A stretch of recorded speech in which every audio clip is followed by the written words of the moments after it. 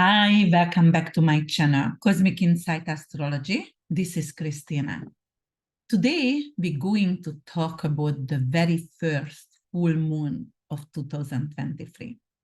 That's gonna actually take place in Cancer, and it's going to be 16 degrees and 22 minutes. Let me see my notes over here, 22 minutes.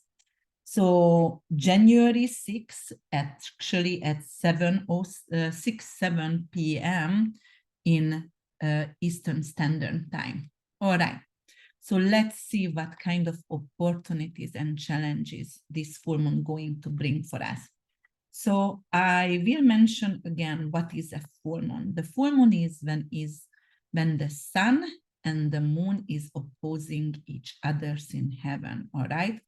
So if the moon is in Cancer, then the sun has to be in the opposite side, and it's going to be in Capricorn. So the moon in Cancer, the moon actually rules Cancer. So it is home. It feels comfortable. It feels loved. The sun, other hand, it's what is opposing the moon, opposing to the sun, ruled by Saturn. And Saturn could be really destructive energy. Saturn representing fears, Saturn representing death, Saturn representing ambition and courage as well. It is very, very strong work ethic and work stamina. But it also delays and decay and actually distance as well. So let's see what is a full moon exactly. A full moon in astrology represents completion, represents ending. Something comes to the end. It's end of a cycle. It could be end of a life, end of a project, signing off of contract. So in Cancer, this full moon actually going to oppose to Mercury. Look, Mercury is in 17 degrees in Capricorn, and Mercury is still in retrograde on January 6th, and it's going to oppose the moon. Moon is representing our feelings or subconscious. It's representing, it's almost like a backpack that we are carrying over, during our lifetime. And the moon is our feelings, the music what you listen, the book what you read, and also definitely the way we are mothered or the way we are mothering. And if you don't have children, you can mother your inner child. It doesn't really matter if you don't have children, because you're still mothering. You still can have some kind of dependent. You can have a dog. Actually, moon also represents dogs as well in our life. So let's see what's going to happen. With this opposition to Mercury, Mercury, it's a communication device. Mercury is the way we process information. Mercury, it's also our vehicle as well. It could represent children as well. It could be like misunderstanding and miscommunication with our dependent, with children, with the youth itself. It could be also because of I'm so emotional. Cancer is very emotional, and the moon represents emotions. I'm crying, I'm processing a loss in my life. So I'm miscommunicating my feelings because I'm not capable actually to deliver my words the way I want it to, because it's filled with emotions. And because also Mercury is in retrograde, so it gives an extra flavor to that miscommunication, right? Or I can get actually in touch with my loved ones, with my child, with my lover, because of Mercury retrograde is representing maybe they lost their phone, they broke their phone. And that's why it's giving me anxiety, and I'm going to be anxious and cry because I couldn't get hold on to someone who I truly like or love. And the opposition of the sun, right? The sun ruled by Saturn. Saturn is in Aquarius right now, soon going to change sign. But Saturn in Aquarius also feels really comfortable and at home because Saturn rules Aquarius. That's the ancient ruler of Aquarius. So definitely feels at home. So, but you know, Saturn is delay. It is talking about death. It's talking about fears. So this full moon is going to bring up actually something with, we're going to have fear about our mothers or the way we are mothering. You know, there is going to be question and doubt, like, are we mothering or dependent on the right way? Are we strict, really strict, and maybe we should loosen up a little bit? Or you know, maybe you should hold the horses and going to be more strict, you know, like more stricter actually with our dependent and children. So it could also indicate like some of us going to lose a dog because of, you know, Capricorn rules death. Also, it could be by Saturn, and fear of losing a dog, a puppy, fear of losing a mother figure, a substitute mother. So yes, it is definitely heavy energy over there. On the other hand, it is making a T-square with Chiron. Look at Chiron. Chiron is in Aries and it's 12 degrees. It's not exact, but it's a T-square. T-square, it's very heavy energy in astrology. It's a lot of challenges with the square and opposition. Opposition in astrology has a Saturnian flavor and square has a Martian flavor. So you know, that's definitely intense. So it's representing something what we were ashamed of could come to the surface, and it's going to make us actually shameful, because Chiron is everything we are wounded. Chiron is a wounded healer. And Chiron rules, you know, it's a centaur and rules the Achilles, and it's never heals over there. So it's bringing up a trauma, it's bringing up an emotional trauma, but is not healed. It's always picked on, it's always re-hurt itself in this case. So definitely it's an emotional, very, very deep pain, but might be only subconscious. So we self-sabotaging ourselves on one way because we don't understand why we delay the weight loss and eating a lot of sugar, or why we delay that studying, or there is or why we drinking. There is a lot of self-sabotaging behavior, but it could be subconscious because of the moon represents subconscious, right? So that's what we're going to have to face with on January. On the other hand, we also going to have this moon sextile with Uranus, and Uranus is the innovative. Uranus is very, very crazy energy.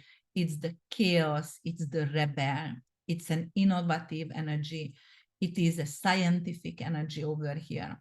So definitely we will feel more rebellious because the moon is your feelings, right? We will feel like, yes, I have to stand up and I have to protest for something what is close to my heart, but is dear to my heart. So that could bring in an energy what will be supported by, yes, I'm going to stand and I'm going to be rebellious against something but I don't like. I want my voice to be heard as a public, because the moon in mundane astrology rules the public. So it could indicate like that it's going to be, even with sextile, it's going to be a lot of peaceful protest. Starts with a lot of peaceful protest over here. And then on the, 2-3 days later, it could be like, all right, it's not necessarily going to be peaceful. When the moon is going to create a square with Uranus, it could become violent. All right, so let's move forward. So the moon also going to actually trine with Neptune. Neptune and Vesta as well. So Vesta also is in Pisces, and Vesta is the eternal flame, and it's exactly in 16 degrees. So it's conjunct with Neptune over here. Neptune rules the famous people, the Hollywood people, and Neptune is in 22-degree. Full moon could be ending, especially like because of the sun is in Capricorn. So it could mean like some of famous people going to die, and like multiple, or will be killed because Neptune is in 22 degrees. It could be like, all right, there we're going to have some news about some famous people who got killed. It could be by substance abuse, so drug overdoses. It could indicate suicide and drug overdoses of some famous people we will learn about around the full moon. And then what we have to see, Neptune also, the good side, because of the trine is a very Jupiterian and blessing energy over here. So it could indicate like some of the people who we really love. It could be singers, or it could be actually actress or actors, could actually end their career. So it doesn't have to be death, but they are ending. They said, okay, I'm retiring. I'm done. I'm not doing more movies, or I'm not willing to sing anymore. I have other plans, and actually Neptune rules basketball because it's the poor people's sport. So because it rules unprivileged, so it rules basketball. With this trine could be like some of the really famous basketball people going to say like, you know what, I'm done, I'm retiring, I'm done with this, and I can't do that anymore. So we can have that in the news as well. Okay, and with Vesta keeps the eternal flame. It's always also investment, and the investment planet, it could indicate like many people going to seek for actually psychedelic, like invest in psychedelic, or it could be invest in pearl, or it could be invest in silver because the moon rules silver as well. And it's creating a trine, so a lot of people will try that. And it could be also like anything with marine biology or cleaning up the ocean. So a lot of people going to buy stock for that. Yes, it would be a good investment there, I see. And then what else it's going to be? Actually, the moon also going to conjunct Pallas Athene, and Pallas Athene is the asteroid of wisdom, and also really a warrior as well. So 16 degrees Cancer, Pallas is there, wisdom. So whatever we end it with wisdom. We're not gonna jump in. It's not gonna be an impulsive decision. We were thinking of that a long time. We wanted to end that. We wanted to end the way we are mothering, or the way we are mothered.